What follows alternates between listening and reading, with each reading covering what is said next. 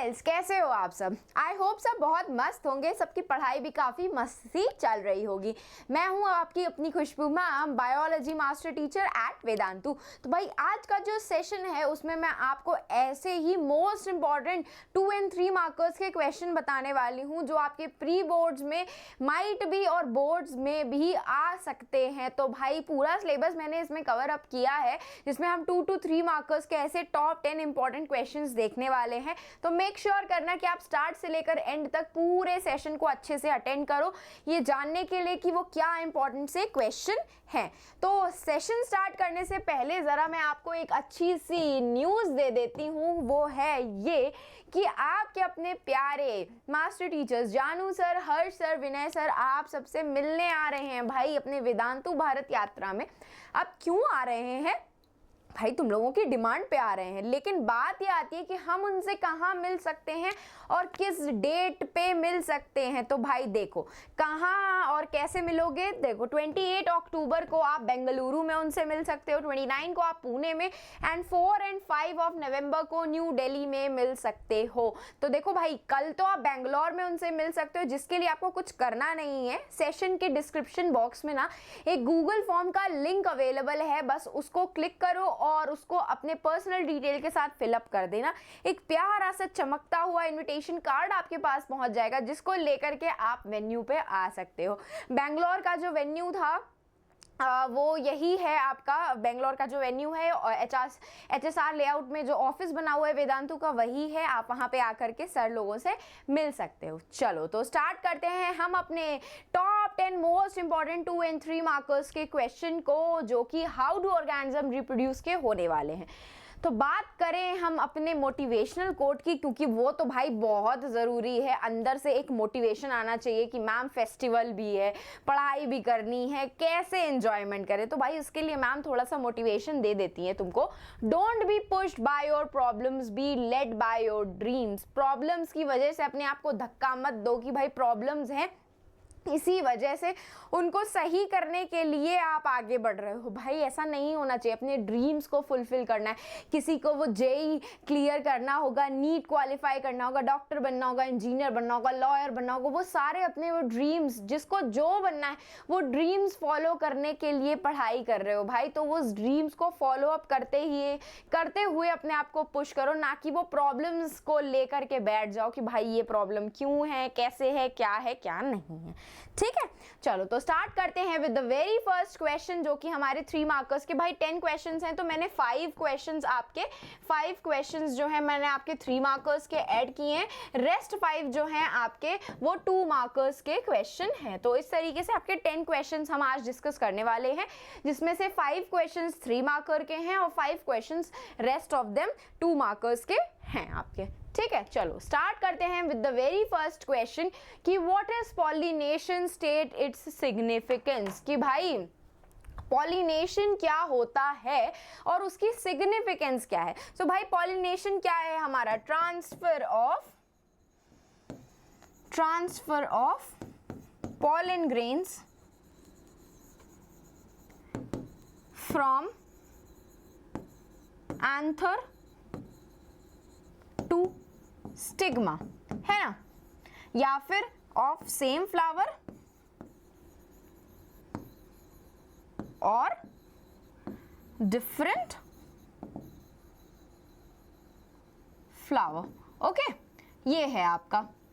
ठीक है, तो भाई पॉलिनेशन कौन सा प्रोसेस होता है? ये ऐसे प्रोसेस होता है जिसमें पॉलिन ग्रेन्स को एंथर से ट्रांसफर किया जाता है स्टिग्मा के ऊपर, जो कि या तो सिमिलर फ्लावर्स में हो रहा होता है, सेम फ्लावर्स में, या फिर 2 सिमिलर फ्लावर्स के डिफरेंट जैसे कि आपके डिफरेंट फ्लावर्स में, जैसे कि ये प्लांट 1 है आपका और ये मेरा प्लांट 2 है आपका। तो यहाँ वाला फ्लावर का एंथर निकल करके यहाँ वाले फ्लावर में जा रहा है, तो उसको हम क्रॉस पॉलिनेशन बोलते हैं। ठीक है, और आपका अगर सेम ही प्लांट में हो रहा होता है तो हम उसको सेम फ्लावर सेल्फ पॉलिनेशन बोलते हैं। ठीक है, जिसमें हम एंथर को स्टिग्मा पे, एंथर में से पॉलिन ग्रेन्स निकल करके स्टिग्मा पे ट्रांसफर होते हैं और फिर फर्दर आपका आगे का प्रोसेस होता है आपका।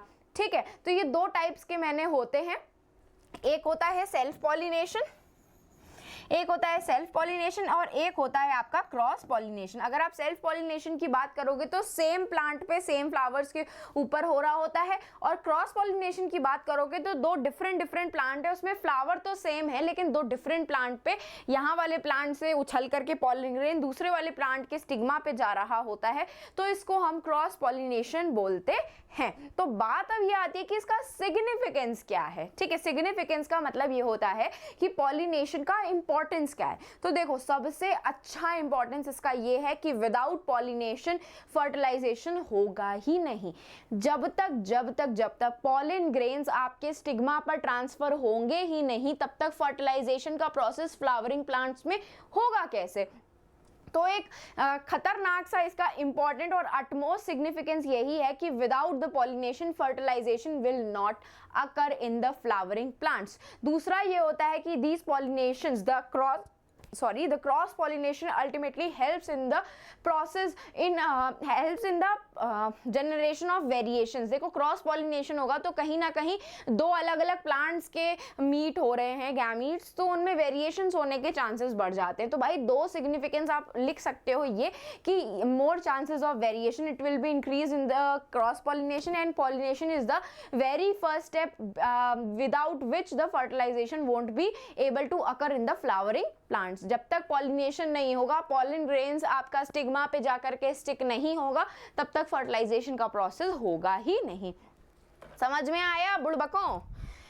हाँ, pollination refers to the transfer of pollen grains from the anther to the stigma of the same or the different flower। pollination हमारा ऐसा significant process है जो कि एक मेल गैमीट को, मेल गैमीट जो कि किसमें प्रेजेंट होते हैं, pollen grain के अंदर प्रेजेंट होते हैं। pollen grain के अंदर जो मेल गैमीट प्रेजेंट होते हैं उसका क्लोजर कॉन्टैक्ट करवाते हैं फीमेल गैमीट से, जो कि एग है आपका ओवरी में प्रेजेंट होता है, and thereby help in the reproduction as the seed formed helps in the generation of new offspring. Cross pollination क्या करता है आपका, helps in the introduction of new variation in the plant. और दूसरी चीज आपका cross pollination new variation generate करने में हेल्प करता है। तो कहीं ना कहीं आपके दो सिग्निफिकेंस क्या हो गए, अनटिल एंड अनलेस पॉलिनेशन नहीं होगा आपका नहीं हो सकता है फ्लावरिंग प्लांट्स में, और क्रॉस पॉलिनेशन आपका हेल्प करता है वेरिएशंस लेके आने में प्लांट्स में। ठीक है, फ्लावरिंग प्लांट्स में। Now moving on to the next question, explain budding in the hydra with the help of the diagram। भाई अभी जब मैं आपको asexual reproduction पढ़ा रही थी, मैंने वन शॉट करवाया था, तो मैंने आपको बताया था कि हाइड्रा का जो बडिंग प्रोसेस है उससे रिलेटेड एक क्वेश्चन अक्सर एग्जाम में पूछ लिया जाता है। काफ़ी इंपॉर्टेंट है बडिंग का ये प्रोसेस हाइड्रा में, इसीलिए हाइड्रा में बडिंग के प्रोसेस को एक्सप्लेन करने के साथ साथ उसका डायग्राम भी अक्सर पूछ लिया जाता है। ठीक है, तो भाई स्टार्ट करते हैं, होता क्या है। अब अगर मैं डायग्राम बनाऊं यहाँ पे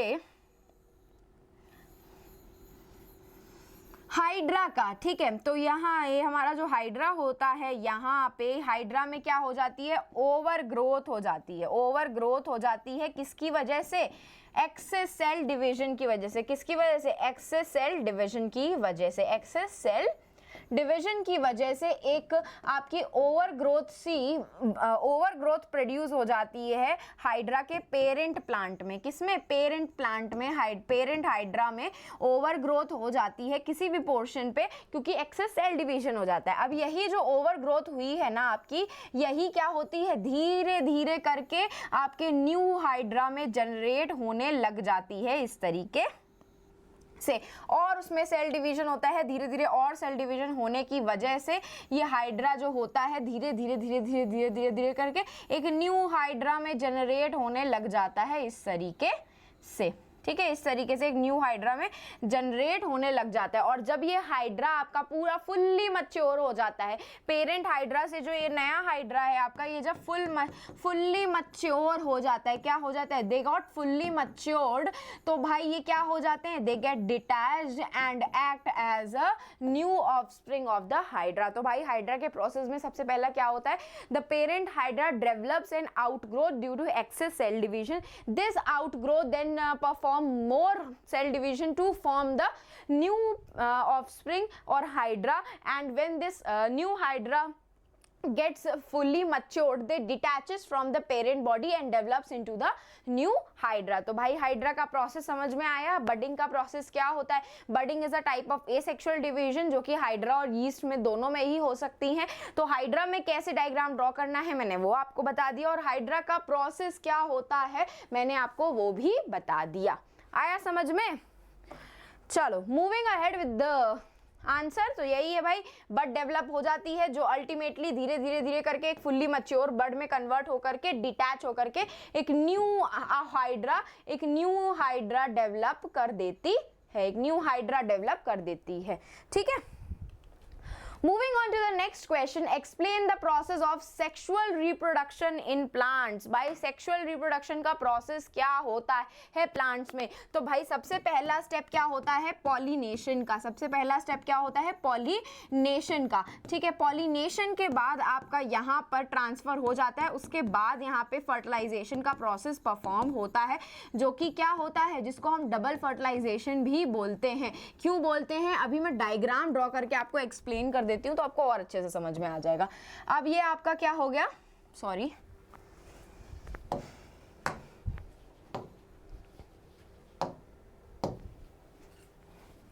यहां पे बनाती हूं स्टिग्मा पहले।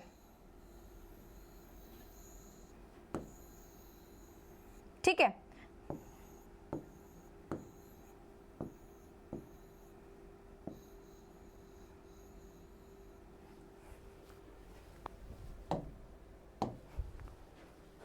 ये प्रेजेंट होता है एग सेल, अरे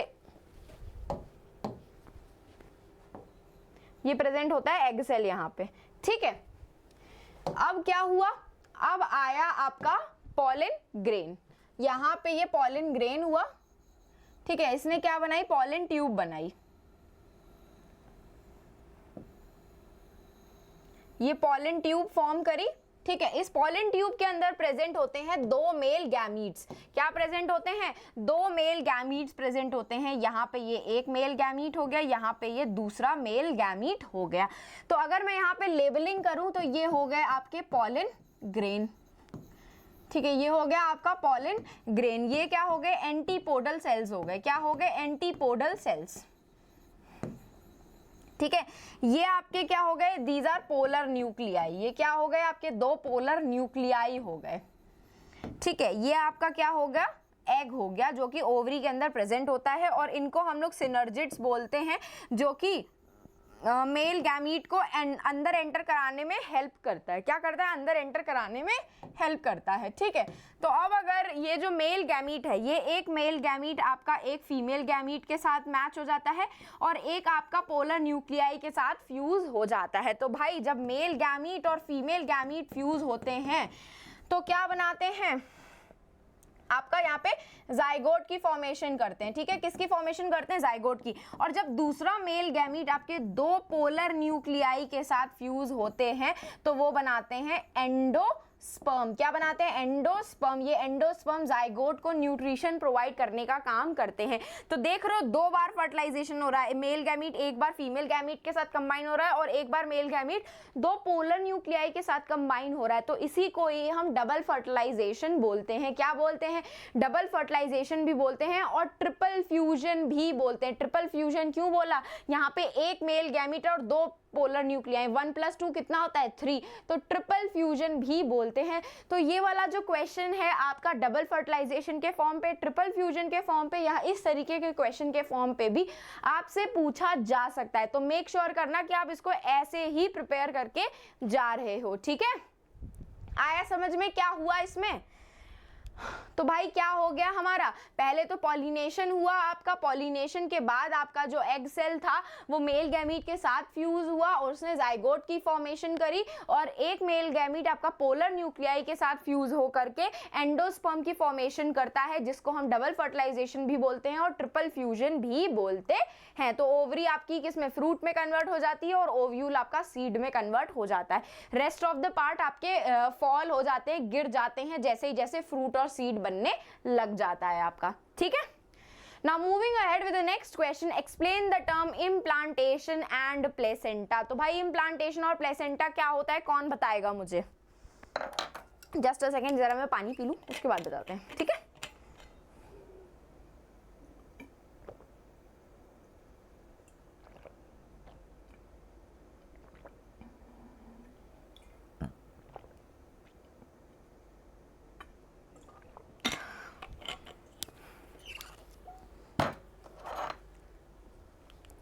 तो भाई इम्प्लांटेशन जो हो गया, जब आपका एग जो होता है जिसको फर्टिलाइज कर दिया, जो ओवम होता है वो स्पर्म ने उसको फर्टिलाइज कर दिया है, वो धीरे धीरे करके किस में डेवलप होता है, जाइगोट में डेवलप होता है। और ये जाइगोट फिर फर्दर सेल डिवीजन धीरे धीरे करके परफॉर्म करके किस में कन्वर्ट हो जाता है, एम्ब्रियो में। तो ये जो एम्ब्रियो होता है ना, यूट्रस में आकर के उसके यूट्रस की वॉल के साथ आकर के अटैच हो जाता है with the help of placenta.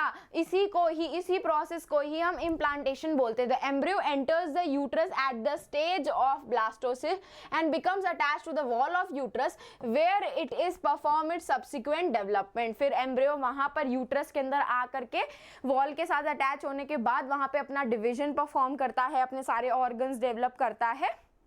इसी प्रोसेस को ही हम इम्प्लांटेशन बोलते हैं। नाउ बात आ जाती है प्लेसेंटा की, तो ये टेम्परेरी ऑर्गन की तरह काम करता है। ये क्या होता है, मैटरनल और फीटल। ये है ना मैटरनल और फीटल। मैटरनल मतलब मम्मी और बच्चे से कनेक्टेड वाला एक टिश्यू होता है। तो कहीं ना कहीं आपका जो मदर के अंदर जो भी न्यूट्रिशन जा रहे होते हैं, इस प्लेसेंटा के अंदर ना बहुत सारे ब्लड वेसल्स प्रेजेंट होते हैं। तो जितना भी मदर के ब्लड के अंदर न्यूट्रिशनल चीजें होंगी वो ही प्लेसेंटा के थ्रू फीटस के पास जाती हैं, और फीटस का भी जो वेस्ट मटेरियल होता है वो यही प्लेसेंटा के थ्रू एंटर करके आपके मदर के ब्लड में मिक्सअप हो जाता है। तो इसी वजह से मैटरनल और फीटस के बीच में जो कनेक्शन बनता है, किसकी वजह से बनता है, प्लेसेंटा की वजह से बनता है, जो कि एक टेम्परेरी ऑर्गन है। ये क्या करता है, transport of nutrients from the tissue of the mother with those of the embryo as well as the exchange of gases between the tissues of the to.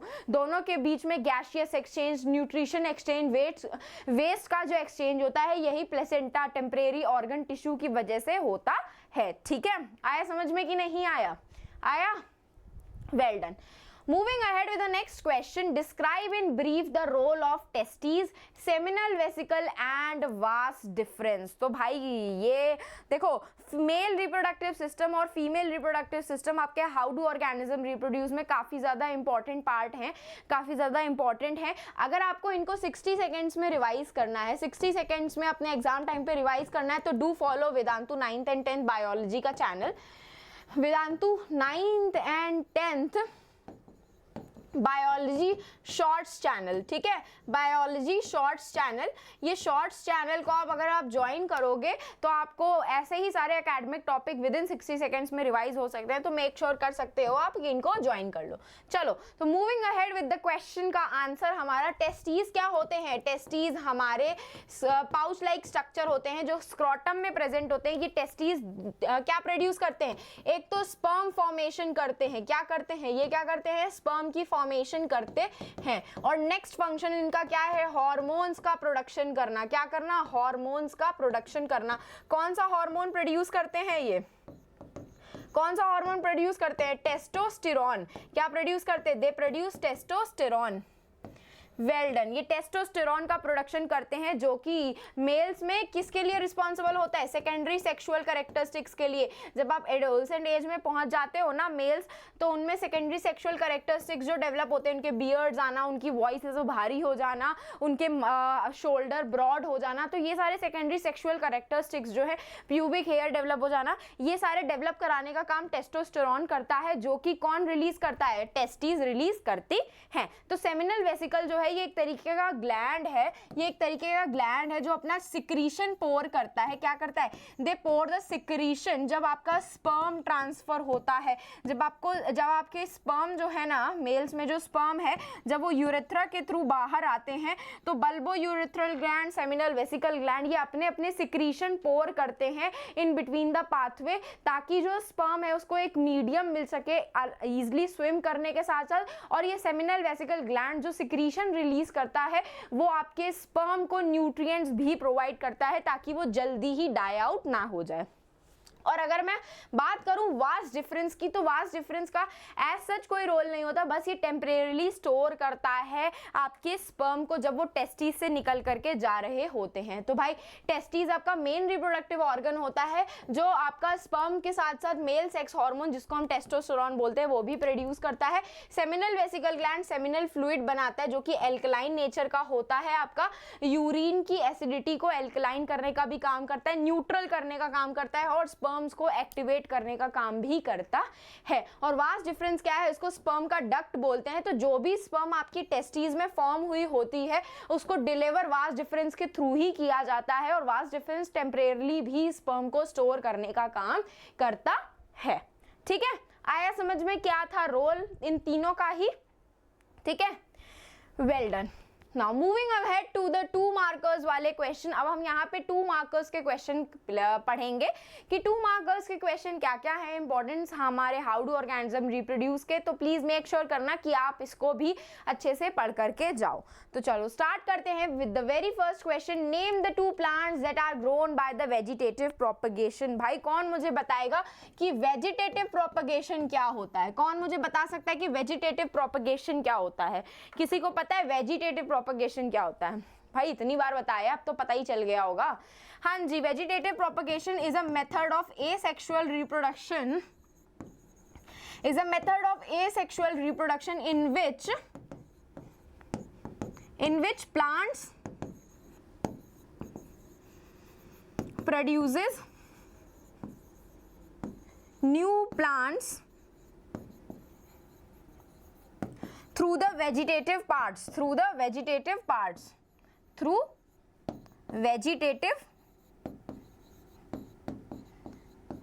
Vegetative parts कौन कौन से हो गए आपके? रूट्स हो गए, ठीक है, शूट हो गया, शूट या स्टेम बोल लो, ठीक है, और या फिर क्या हो गया, रूट शूट्स या लीव्स हो गई। ठीक है, जैसे कि आपने ब्रायोफाइलम की लीफ सुनी होगी, ब्रायोफाइलम की लीफ की एजेस पे ना एक और नई तरीके उन्हीं के जैसी छोटी छोटी लीव्स और निकल रही होती हैं, अपने आप ही नेचुरली निकलती हैं। और जब वो लीफ आपकी सॉइल के अंदर गिरती है ना गलती से विंड की वजह से अपने आप ही, तो वहां से एक नया ब्रायोफाइलम का प्लांट डेवलप होने लग जाता है। तो भाई लीफ क्या है? Vegetative part of the plant है। तो जब ऐसे ही vegetative part of the plant में से आपका नया प्लांट ग्रो करता है तो ऐसे टाइप के एसेक्सुअल रिप्रोडक्शन को हम वेजिटेटिव प्रोपगेशन बोलते हैं। तो अब इसका एग्जांपल आप रोज कह सकते हो। रोज भी भाई ऐसे ही डेवलप होता है आपका, ठीक है, रोज, ब्रायोफाइलम, बहुत सारे ऐसे डिफरेंट प्लांट्स हैं आपके जो इसके थ्रू ग्रो कर सकते हैं, जैसे कि रोज, ग्रेप्स, पाइनएप्पल, देखा होगा ये सारे के प्लांट्स जो होते हैं ना इनको आप वेजिटेटिवली ग्रो करवा सकते हो। 3 तरीके के मेथड हम लोगों ने पढ़े हैं इसमें, ग्राफ्टिंग पढ़ी है, लेयरिंग पढ़ी है और कटिंग पढ़ी है, और एक और हमने पढ़ा है जिसको हम क्या कहते हैं? Tissue culture. तो इनमें से किसी एक मेथड से आप ये सारे प्लांट्स को ग्रो करवा सकते हो, ठीक है, इन प्लांट्स को ग्रो करवा सकते हो। Moving on to the next question, list any 2 differences between pollination and fertilization. अगेन भाई जब भी हमको डिफरेंस बेस्ड क्वेश्चन पूछा जाए हमको टेब्यूलेट फॉर्म में ही लिखना होता है। पॉलिनेशन हो गया और ये क्या हो गया? फर्टिलाइजेशन हो गया, ठीक है। तो पॉलिनेशन और फर्टिलाइजेशन के पॉइंट्स कौन कौन बता सकता है मुझे, क्या क्या हो सकते हैं? पॉलिनेशन जो होता है वो क्या होता है? It's a transfer of pollen grains from anther to stigma. Transfer of pollen grains from anther to stigma of same और डिफरेंट फ्लावर। जबकि फर्टिलाइजेशन हमारा क्या होता है? Fusion of male and female gamete to produce zygote, है ना, यही तो होता है। पॉलिनेशन क्या होता है? सिर्फ और सिर्फ फ्लावरिंग प्लांट्स में होता है। Pollination occur only in flowering plants. किस में होता है? सिर्फ और सिर्फ फ्लावरिंग प्लांट्स में होता है, ठीक है। जबकि फर्टिलाइजेशन जो होता है वो किस में होता है? They occur in both plants and animals. Plants and animals दोनों में ही फर्टिलाइजेशन हो सकता है। एनिमल्स में फर्टिलाइजेशन ही होता है, पॉलिनेशन का प्रोसेस नहीं होता है, ठीक है। तो भाई बेसिक सा डिफरेंस क्या हो गया? Transfer of pollen grains from anther to the stigma of a flower. Pollination precedes fertilization and it only occurs in plants. ये सिर्फ और सिर्फ प्लांट्स में होता है। और अब अगर मैं बात करूं फर्टिलाइजेशन की, तो फर्टिलाइजेशन क्या होता है? Fusion of male and female gametes. अगर फर्टिलाइजेशन हमेशा पॉलिनेशन के बाद होता है और ये प्लांट्स और एनिमल्स दोनों में ही प्रोसेस होता है। प्लांट्स और एनिमल्स दोनों में ही ये प्रोसेस होता है, ठीक है। आया समझ में डिफरेंस, बेसिक सा क्या होता है। Moving on to the next question, draw a well-labeled diagram of the longitudinal section of a flower and label its sepal, petal, ovary and stigma। भाई सब कुछ मेंशन नहीं करना है, सिर्फ सेपल, पेटल्स और ओवरी और स्टिग्मा ही मेंशन। तो चलो पहले ओवरी और स्टिग्मा बना लेते हैं हम, ठीक है।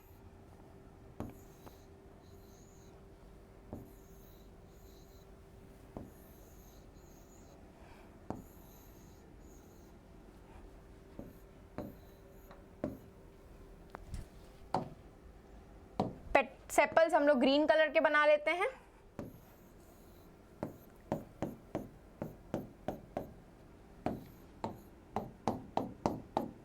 ठीक है। पेटल्स हम लोग रेड कलर के बना लेते हैं,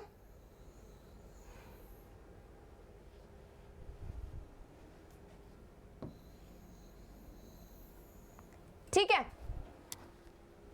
खतरनाक सा मेरा प्लांट बना है, फ्लावर बना है। तो ये क्या हो गया, एंथर हो गया, ये क्या हो गया, फिलामेंट हो गया, ये क्या हो गया, हमारी पेटल हो गई, और ये हमारी ग्रीन कलर की सेपल हो गई, ठीक है। और हमारा ये क्या हो गया, स्टिग्मा हो गया, ये क्या हो गया, स्टाइल हो गया, और ये क्या हो गई, ओवरी हो गई, ठीक है। ओवरी के अंदर चाहे तो ओव्यूल बना लो, जिसके अंदर 3 एंटीपोडल सेल्स होते हैं, 2 पोलर न्यूक्लियाई होते हैं, 2 सिनर्जिड्स होते हैं, और एक आपका फीमेल गैमीट होता है। तो भाई इसी तरीके से आपको अपना फ्लावर का डायग्राम बनाना है। देखो मेरा डायग्राम बहुत अच्छा नहीं है, लेकिन मेरा डायग्राम में सब कुछ विजिबल है, तो तुम लोग भी ऐसा डायग्राम बना सकते हो, ठीक। तो देखो इसी तरीके से सुंदर सा डायग्राम मैंने भी बनाया था, जिसमें हमें सिर्फ स्टिग्मा, स्टाइल और ओवरी को मेंशन करना था, जो कि आपके फीमेल पार्ट होते हैं, जिसको हम पिस्टल भी बोलते हैं। क्या बोलते हैं, कार्पेल या फिर पिस्टल भी बोलते हैं, कार्पेल या फिर पिस्टल। और क्या मेंशन करना था, एंथर एंड फिलामेंट, भाई स्टेमन बोलते हैं जिसको, जो कि मेल रिप्रोडक्टिव पार्ट होता है। पेटल मेंशन करना था, पंखुड़ियां, और सेपल्स जो पंखुड़ियों के नीचे ग्रीन कलर की आपको चीजें दिखती है ना, वो होती हैं सेपल्स आपकी, ठीक है। चलो moving ahead to the next question, what is regeneration in an organism, describe regeneration of planaria with the help of the suitable diagram. तो भाई प्लेनेरिया में हमें एक सुटेबल डायग्राम बना करके अपना रीजनरेशन प्रोसेस शो करना है। तो ये हो गया मेरा प्लेनेरिया, इसकी 2 आंखें बना देती हूँ। ये प्लेनेरिया को मैंने क्या किया, ये प्लेनेरिया को क्या किया मैंने, ये प्लेनेरिया को मैंने कट कर दिया,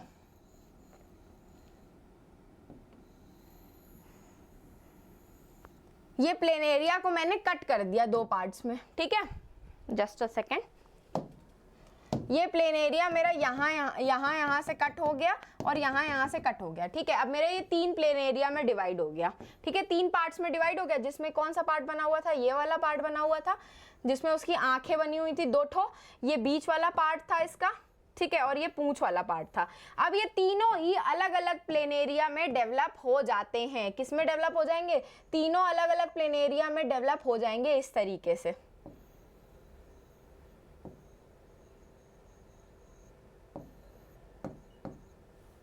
ठीक है, मेरा खराब सा डायग्राम है, आप लोग इग्नोर कर सकते हो। तो भाई रीजनरेशन क्या है, it's a method of asexual reproduction. लेकिन ये हर एक ऑर्गेनिज्म में एसेक्सुअल मेथड ऑफ रिप्रोडक्शन नहीं होता। कुछ बहुत ऑर्गेनिज्म में, जैसे कि लिजार्ड की बात कर लो, तो लिजार्ड में रीजनरेशन जो होता है वो एक सिंगल सा प्रोसेस होता है, सिंपल सा, जिसके थ्रू वो अपनी कटी हुई टेल को रीजनरेट वापस से डेवलप करवा लेती है। लेकिन आप प्लेनेरिया में देख सकते हो कि रीजनरेशन के बाद, कटिंग के बाद, उसकी पीसेस के बाद हर एक पीस प्लेनेरिया का एक नया ऑर्गेनिज्म में डेवलप अप हो गया है। तो इस टाइप के प्रोसेस को, जिसमें रीजनरेशन एक एसेक्सुअल मेथड ऑफ रिप्रोडक्शन है, उसको हम रीजनरेशन बोलते हैं, जिसमें आपका जो इंसेक्ट या जो भी एनिमल वगैरह होता है, it gets cut by mistake and each fragment develops into the new organisms. ठीक है, जैसे कि आपका planaria starfish, process of asexual reproduction होता है, उसके पास एबिलिटी होती है to regrow its lost part. Planaria can be cut into pieces and each piece can regenerate into complete organisms.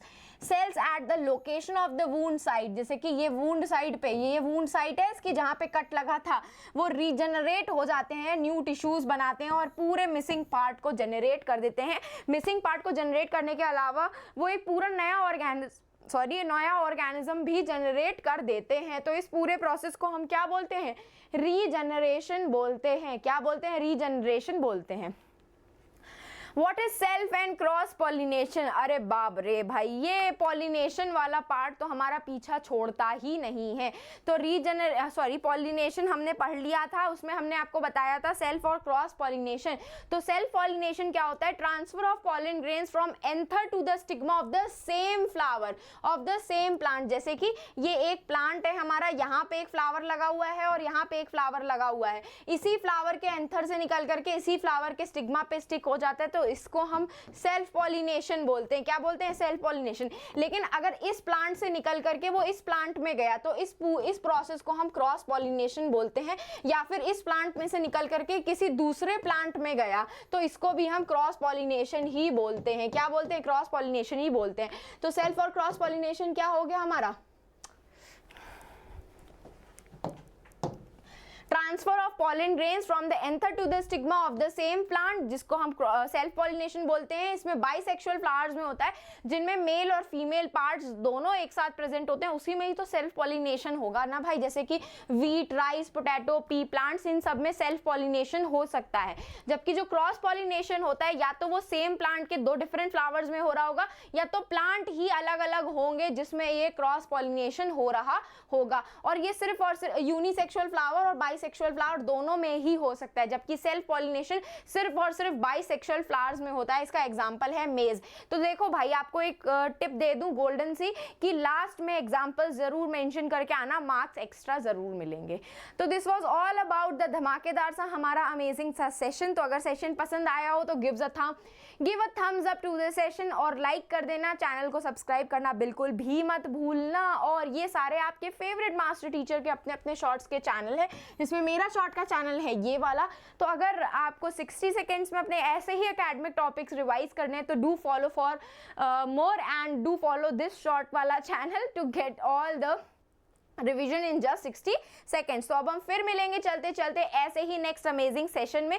लेकिन उससे पहले ज़रा टेलीग्राम चैनल को भी ज्वाइन कर लो, जिसमें आपको नोटिफिकेशन टाइम टू टाइम मिलते रहेंगे मेरे सारे सेशन से रिलेटेड। और अगर आपको मैम को फॉलो करना है तो आप मैम को खुशबू डैश भाटिया के इंस्टाग्राम अकाउंट पे फॉलो अप कर सकते हो। तो ऐसे ही अब हम फिर मिलेंगे चलते चलते ऐसे ही नेक्स्ट अमेजिंग सेशन में। तो bye bye and take care.